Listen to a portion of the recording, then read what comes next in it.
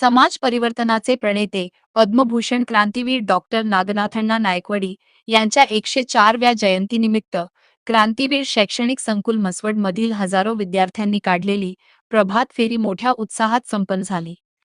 हुतात्मा शिक्षण व उद्योग समूहाचे शिल्पकार पद्मभूषण क्रांतीवीर नागनाथअण्णा नायकवडी यांच्या 104व्या जयंतीनिमित्त क्रांतीवीर शैक्षणिक संकुल म्हसवड मधील विविध शाखातर्फे प्रभात फेरी म्हसवड गावात आयोजित केली होती।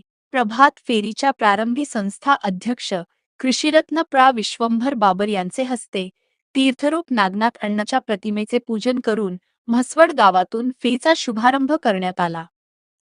पद्मभूषण क्रांतीवीर डॉक्टर नागनाथअण्णांचा विजय असो, क्रांतीवीर नागनाथअण्णा अमर रहे याबरोबरच सामाजिक शैक्षणिक वृक्षारोपण युक्त घोषणांनी म्हसवड शहर अक्षरशः दणाणून सोडले।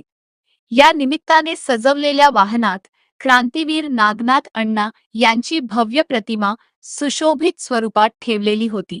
मिरवणुकीत शाळेतील लेझिम पथक, बँड पथक तसेच झांज पथक सहभागी झाले होते।